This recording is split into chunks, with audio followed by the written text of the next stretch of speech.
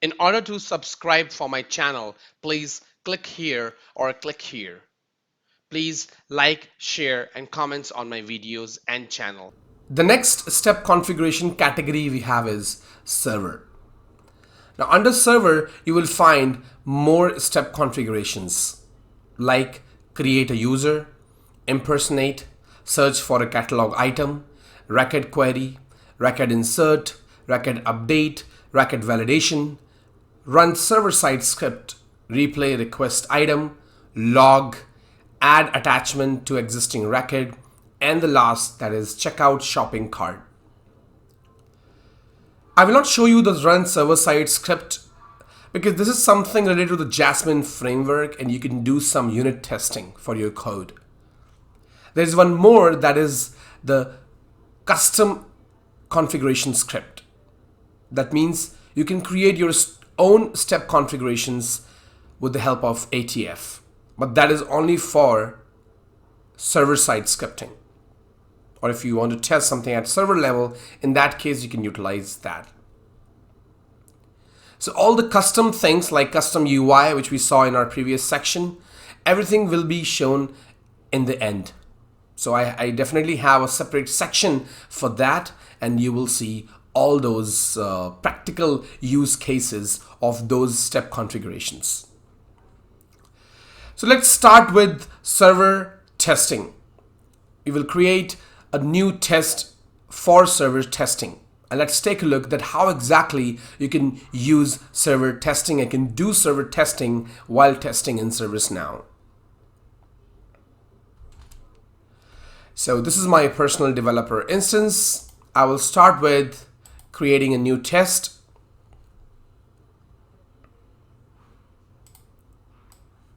Here I will give ATF SaaS demo server testing. I will save this. It is created.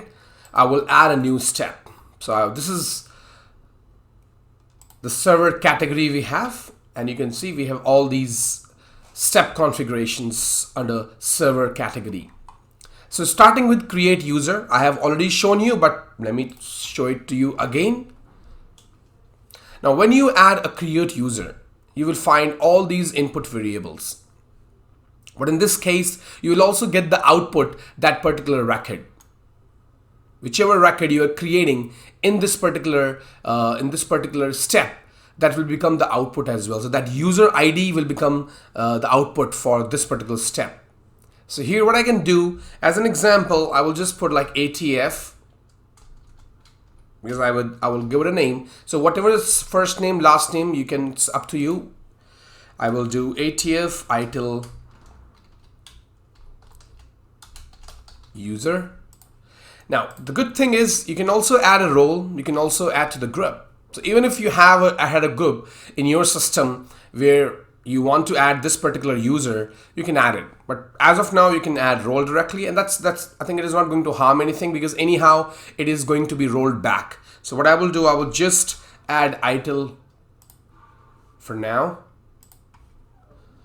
And there is another input variable over here, that is impersonate this user. So as you know, we already have impersonate step configuration separately, but if you want to impersonate directly this user, then you don't have to add that option anymore. And that's a really good feature. And why we had that impersonate? Because impersonate option came before when this ATF was introduced. However, this option, creation of a user, came later. And I think it came in New York version. So I'm just selecting this and I'm clicking on submit. In this case, this user will be created and role will be added, and this will also impersonate it. But initially, while it will create it will create with the admin ID, because as of now you have logged in with an admin ID. So now what we can do, we can go to the next step, that is impersonate. It says impersonates the specified user. I have already shown you this step before as well, so I don't want to use it, but I will still show you what kind of variable it requires, input variables. So you can see, you can directly select the user. So it doesn't have any other input variables. You just select the user which you want to impersonate, and that's it. And the output will be that particular user. So whatever step you're following, the output will be that particular user, which can be utilized for further steps. So I'm just canceling for this right now because I have already used it. So let me go to the next step. The next step we have is search for a catalog item. It says perform search for a catalog item or record producer in the specified catalog and category. And what exactly this is? So for example, if you want to search for some items, because you are an end user, right? And you want to search, you want to give that opportunity. You can see it says search in portal only. That's also, you have that opportunity. So as of now, what I will do, I can just type some words. Maybe, for example, office. That's a word I'm selecting. Office. And it says catalog. It is not mandatory that in what catalog I have to search it. So maybe it will search all the catalog. And this says assert item. Let's see what exactly it is giving me the option. Assert, okay. So these are all different items. And that means if I search that, I should be able to search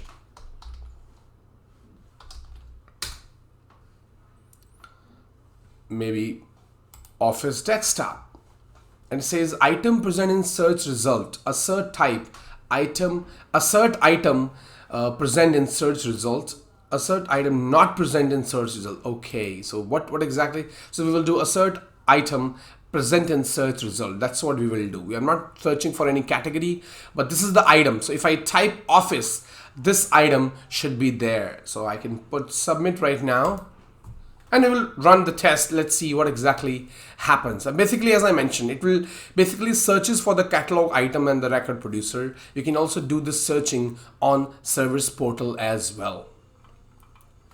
And the output we will get from this particular step is the catalog item ID, the sys of that particular catalog item which we have found.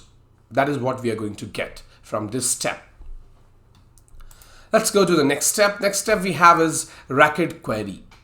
Now, it is similar to what you do the glide record. You can see it says perform a database query to verify if a record matching the conditions set in this step are met. So if whatever record you have created, for example, and you want to check whether that record is present or not, this particular query will be useful. So it will just query that particular table and check whether that user is available or not. So in that case, what I can do, we will try to search for the same user, that is ATF ITIL user. So what I will do, I will go to record query, click on next. And whatever I'm showing you, it's just a demo, but because so that you can utilize it. But overall, whatever use case you will have, you have to use accordingly. So I can do one thing. It says table. So we will hit our user table. So I'll go to sys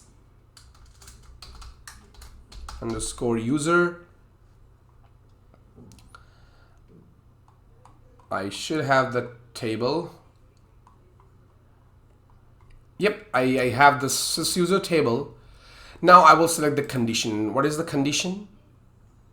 I will add here, the first name contains or is, the is better, ATF, and last name is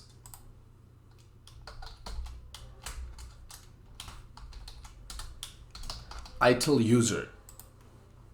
So it is hitting this table. So if you want to check, and it might happen that maybe you are creating some change records, maybe you are creating some problem records, and if you want to validate them, maybe you want to validate some emails.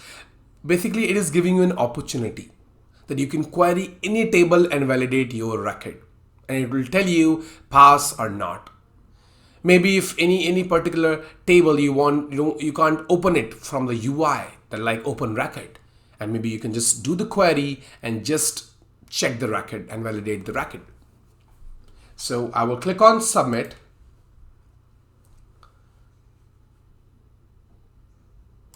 So I will just do one thing. It says there is at least one record matching the query. No match the query.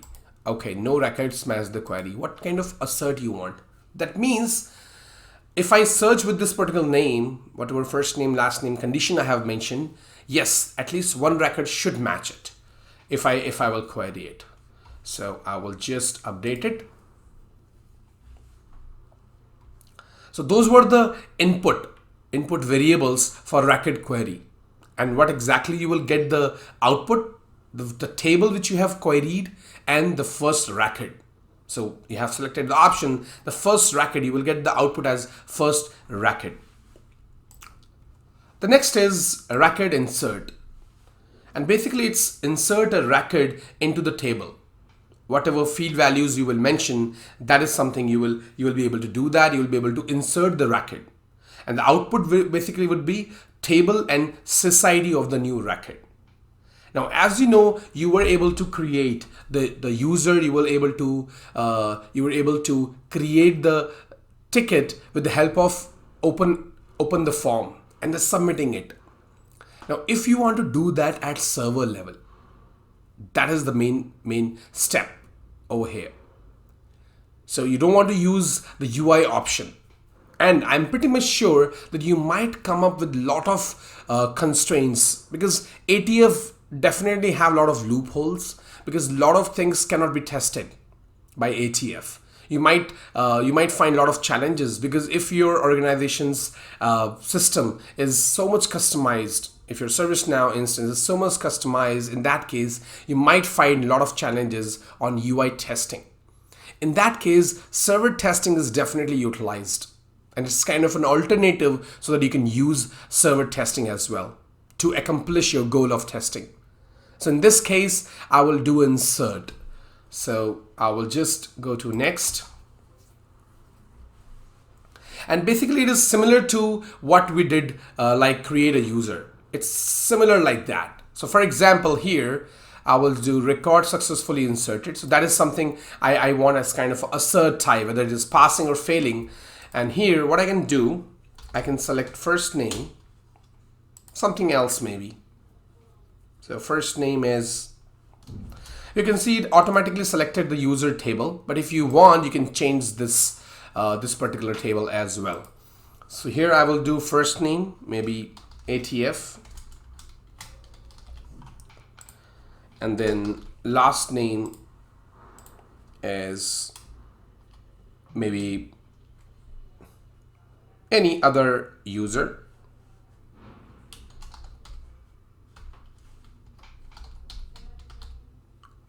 Or maybe we'll take one change role. Change user. That's it. Now, can you add any role? No. In this particular option, you can't add any role, but you still have another option. You create this user, search in another step, and then glide record your sys user role table where you can insert the data, insert the record.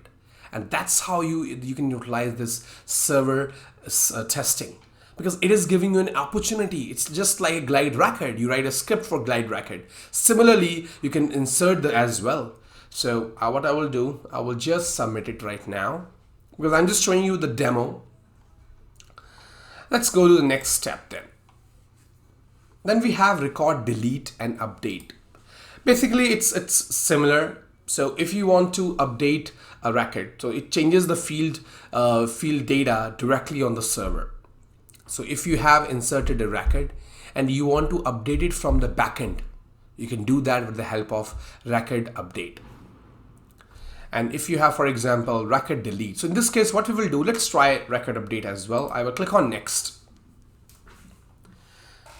It has automatically selected the user table. Now what I will do, I will select a record, but I will not open any existing record. I will try to I will try to select the same record which was created in one of my steps, and that will be this one.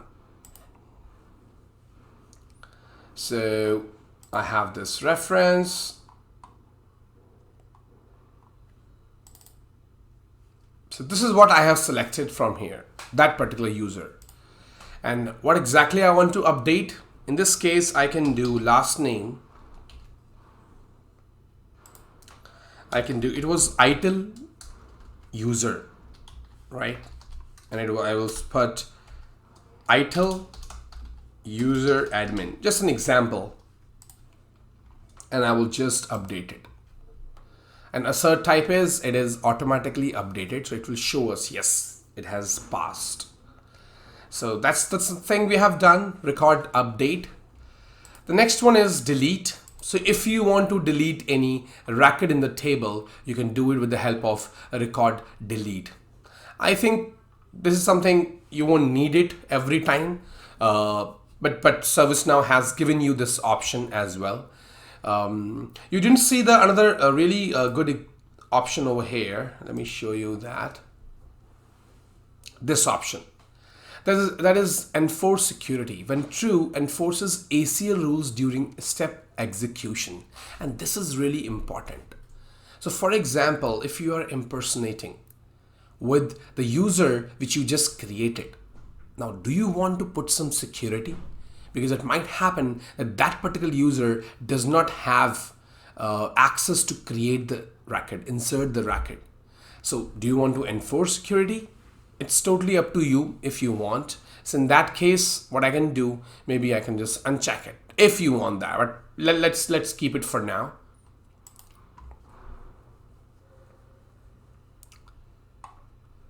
Let's go to next step. Then we have, after record delete, we have record validation. That means validates that a record meets the specified condition on the server side. Several conditions can be applied to the field if desired. And this is also really good step. So if I click on next, it says record successfully validated. That means you pull up a record and you just want to check whether all the conditions are being met or not. So as a assert type, I have that record not found. So if you want, no, I want this record, I don't want this record in the system. So if you did something and you want to make sure, for example, deletion, you deleted a record. So now you want to make sure whether that record was deleted or not. I know it will definitely come up in the previous step that yes, it has deleted, but you want to make sure again. In that case, you can use a similar condition and check. Not even a single record should be there with the same condition. In that case, you can say record not found, and it will show you a successful validation. And here it says record successfully validated. That means system found that record with the same condition you have mentioned in your condition filter, and it got successful. That's how you can validate the record. So I'm not going to create this step because it just to understand that how exactly this works. That is more important. So I don't need to create that step again and again. Then we have next step as run server-side script. Now, as I mentioned, this step and some other customized step, I will definitely put them in a different section because you definitely need to have proper use cases for these type of test cases, test steps basically. So here, but I will still show you that what exactly is it. So you can see it says Jasmine. Basically, this particular step is basically used for unit testing. So in ServiceNow, whatever script you write in your business rule, you write your script in your script include, those things you can test, and that's called unit testing for a developer because you have written a script and you want a unit test. That's something you can do with the help of this particular step. Now, ServiceNow has came up with this Jasmine version. Now, Jasmine is a framework. I would definitely tell you, but what I would do, maybe I will just show you some more details about Jasmine, and then ServiceNow run server-side script so that you can understand better. Because if I will just go through why this run server-side script, you will not be able to understand. So let's skip this step, but as I mentioned, you just need to still know that yes, you do have something like that. So for all the developers, for all the testers, I just want to make a note again that yes, if you want to test your script as a unit testing, you can definitely do that in ServiceNow and ATF, and that's with Jasmine framework, and that is with run server-side script step configuration. This is just an example of script they have mentioned. So you can see some of the example here, and if you want to utilize them and use your script in your use cases, you can do that. The next step we have is replay request item. Now this would definitely be useful when you will have your request item. That means it just replay the whole request item, replays the previously created request item with same values and option. Now as of now we have not created a single request item because that is part of the service catalog. So I will not show you, but I will show you in service catalog section for sure. So we will not forget it, but this particular step configuration we will show you in service catalog category section. Then we have log. Log a message that can contain a variable or other information pertaining to test. This message will be stored as a step result upon test completion. So if I go next, and that's a good part, that you can also put some logs in your system. So after doing some testing, if you want to put some log, that is also you can do with the help of this particular step. And the good part is you can also refer the previous created outputs in this particular log. So for example, sometimes you write this particular user has this number created, like you normally log it. In that case, you can do that from here. Like if I go here, and if I want to select any number as well, that is something you can do. That number will be populated from here. So this is how you can do logging as well. And I think logging is really important. So if you really want to log a message and you want to store in your step result, you can do that. The only input it requires, that is log. So I'm just canceling it because I just wanted to explain you how exactly it works. Then we have add step, another on server, that is add attachments to existing record. Now, if you remember in our form testing, we also attached an attachment to your record, but that was at UI level. However, similarly, you can also attach here, add attachments to the existing record. If I go to form, let's take a look. Yes, we do have add attachments to form. But if I will go here, now both are doing the same thing. Both are doing the same thing. They are attaching the document.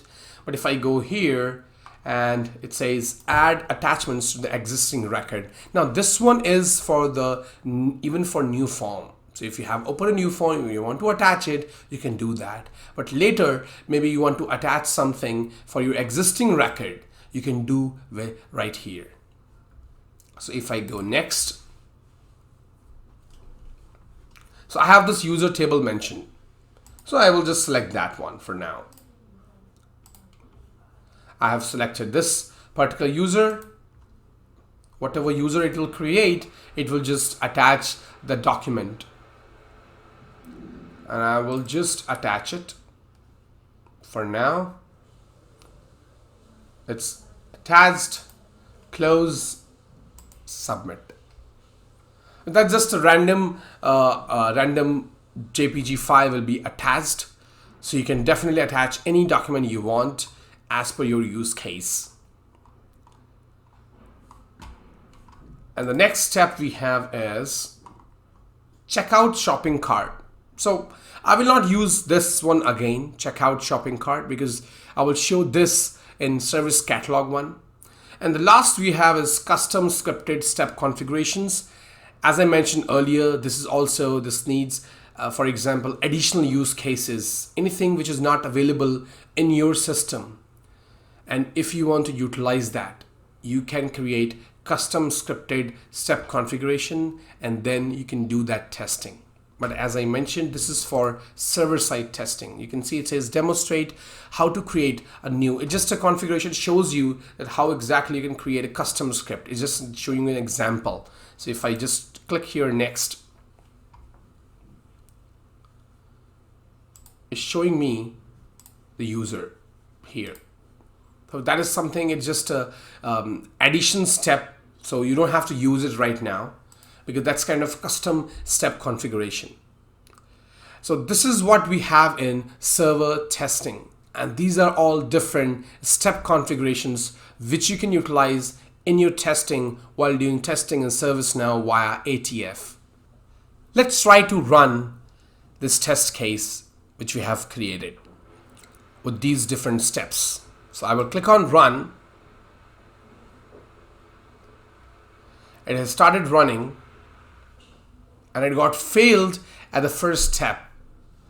And let's see what kind of failures we are getting. And that's good. Even if it says unable to insert this ACL, okay, because I do not have this option to select it. And as I mentioned, if you remember, we talked about the insertion, that ACL and force ACL. So what we will do, we will open the record again. We will go to our step here and I will just uncheck this option because I don't want to enforce it. When you do enforce security, so whatever security or ACL you will have, it will go accordingly and it will run the test accordingly. But here I'm just unchecking this option and now updating it. And if this time I will run it, you will see that it will just run it. So now you can see it is not opening up the client test runner. And why is that? Because I don't have any option, any step which is related to the client. Everything is just server. It's a server-side testing. So we're not doing anything related to the client. And that's the reason it is not showing you the client test runner. It says paused.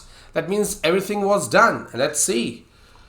So yes, and if I go to here, so we got output, we got this user, we got this created, we were able to attach the attachment, insertion, we were able to found Office desktop. That's a really good thing.